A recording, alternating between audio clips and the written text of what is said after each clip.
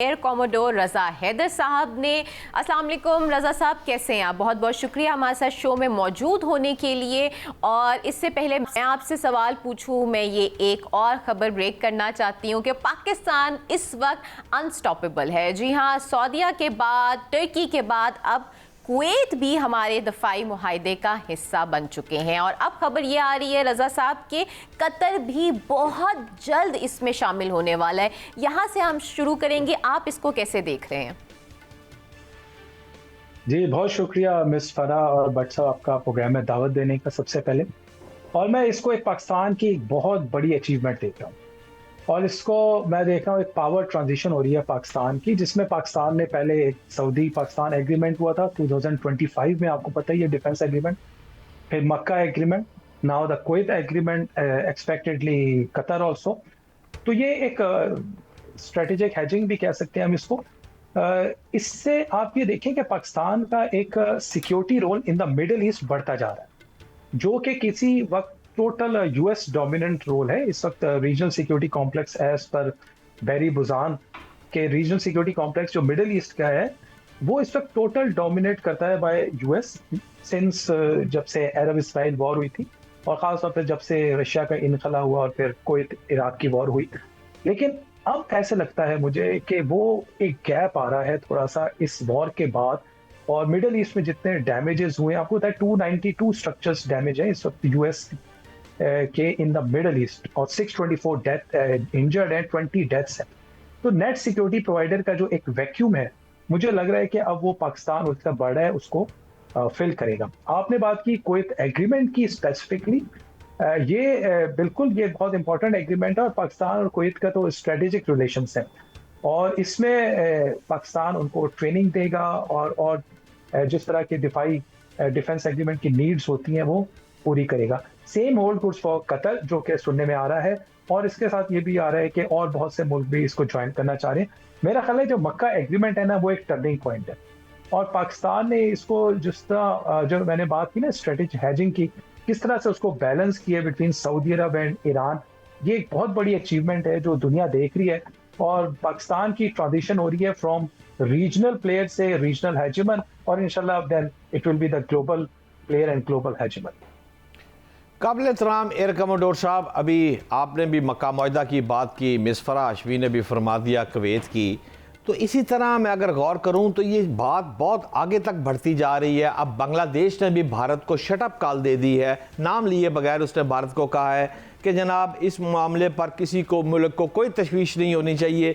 अगर ये मुआहदा ममालिक के जो रुकन हैं इन्होंने हमें ऑफ़र की, दावत दी, तो ढाका इस पर मुस्बत पेशरफ्त कर सकता है। अब ये देखें ज़रा, ढाका, बांग्लादेश, कुवैत, 3 मुआहदे पहले आप कर चुके हैं। अमेरिका उधर से सेंशन पे सेंशन लगाता जा रहा है। ये दुनिया में हो क्या रहा है? मुझे ज़रा आसान ज़बान में मेरे नाज़रीन को समझाएं कि गेम क्या है एयर कमोडोर साहब। जी देखिए, जो अमेरिका सैंक्शंस लगा रहे हैं ना, सबसे पहले हमें समझने की जरूरत है कि वो इस पे जा क्यों रहा है, यानी कन्वेंशनल वॉर से वो इकोनॉमिकल वॉर में क्यों शिफ्ट हो रहा है। कोई वजूहत होंगी ना। देखिए, जो एक थॉमस शेलिंग की एक थ्योरी है, डेटरेंस थ्योरी, और क्या है कंपेलेंस थ्योरी। पहले यूएस की डेटरेंस थी जो कि फेल हो गई है, कि तुम ये नहीं करोगे तो मैं ये करूंगा। उसने सब कुछ करके देख लिया, डेटरेंस फेल हो गई। अब वो आ गया कंपेलेंस पे। कंपेलेंस ये है कि मैं, जिसको उर्दू में कहते हैं घुटने टेकना, वो चाहता है कि ईरान उसके सामने घुटने टेक दे। लेकिन क्या अगर सैंक्शन से ये होता तो फिर नॉर्थ कोरिया, रशिया, सूडान, ये सब घुटने ना टेक चुके होते। पिछले 45 साल से तो ईरान खुद सैंक्शंस में है, तो सैंक्शंस कभी सोल्यूशन होते नहीं है। लेकिन यूएस की इस वक्त मजबूरी है इस सैंक्शंस की स्ट्रेटजी पे जाना, क्योंकि उसका बहुत ज्यादा नुकसान हो चुका है मिडिल ईस्ट में। उसका डोमेस्टिक प्रेशर है। 31% लोग खाली इस वक्त यूएस में प्रो वॉर है, ईरान वॉर। 33% इसका पॉपुलैरिटी इंडेक्स है ट्रम्प का। तो अगर आर्सेनल, आपको पता ही है कितना ड्रॉप हो चुका है। थर्ड जो है वो 80% कंज्यूम हो चुके हैं। पेट्रोइट 40% कंज्यूम हो चुके हैं, जो इंटरसेप्टर्स हैं एयर डिफेंस के। इस सारी सिचुएशन में अगर आप इसको एक पूरे को जमा करके देखें, तो यूएस के पास कोई ऑप्शन ही नहीं है कि अब वो सैंक्शंस की तरफ जाए। और सैंक्शंस में भी वो कह रहा है प्राइमरी और सेकेंडरी बोथ, यानी प्राइमरी वो होती है जिसमें ईरान के ऊपर सैंक्शंस लेंगे, ईरान किसी के साथ ट्रेड नहीं करेगा। सेकेंडरी में कोई और मुल्क भी उसके साथ नहीं करेगा, वो करेगा तो उसके ऊपर भी सैंक्शंस। जो कि मैं समझता हूँ कहीं से भी ना इंटरनेशनल लॉ में लीगल है, ना कोई अलाउबल है, ना ये कामयाब होंगी। सबसे बड़ा तो आप इसमें देखें बट साहब, चाइना है। 90% of the oil of Iran वो चाइना को जाता है। चाइना क्या इसमें कभी मानेगा कि वो इनके ऊपर सैंक्शंस लगे? तो ये सैंक्शन स्ट्रेटजी मैं इसको कामयाब होते नहीं देख रहा। बात वहीं आएगी एमओयू पर, नेगोशिएशंस पर। जिस तरह आपने बांग्लादेश की बात की, उनके फॉरेन मिनिस्टर ने कहा है कि मक्का एग्रीमेंट तो इंटरेस्टेड है और ये बहुत बड़ा गेम चेंजर होगा। देखिए अब हम मिडल ईस्ट से निकलकर वेस्ट एशिया और फिर हम इस बंगला साउथ एशिया की तरफ आ रहे हैं।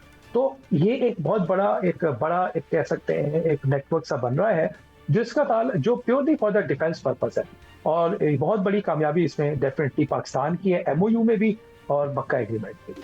किबला मोहतरम किबला, ये बताइएगा, एक तरफ ईरानी अवाम है, दूसरी तरफ अमरीकी अवाम है। अब बात यह है कि ट्रंप ने और खामनाई ने अपनी आवाम को सेटिस्फाई करना है कि हमें शिकस्त नहीं हुई, और दोनों शिकस्त मानने पर मजबूर हो भी चुके हैं, करना भी चाहते हैं और कर नहीं पा रहे। तो फिर ये तो सिलसिला लंबा चलेगा और मेरे पाकिस्तान का नुकसान नहीं है इसमें।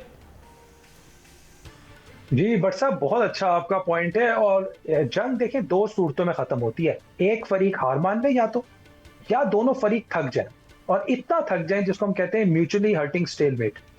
इतना थक जाए कि उसको फिर मीडिएशन की जरूरत पड़े। अब ये सिचुएशन ये है कि हार तो इनमें से कोई भी नहीं मानेगा। दोनों ने फेस सेविंग करनी है, एक डिसेंट फेस सेविंग करनी है। ये बिल्कुल आप इसको एनालॉजी ले लें जो रशिया और यूक्रेन की है। वहां पर भी देखिए रशिया निकल नहीं पा रहा, एग्जिट नहीं कर पा रहा जंग से, लेकिन दोनों जंग खत्म भी करना चाहते हैं। यहाँ यूएसए नहीं निकल पा रहा जंग से जिसने शुरू की। अच्छा, अब फेस सेविंग कैसे होती है? फेस सेविंग होती है थ्रू मीडिएटर।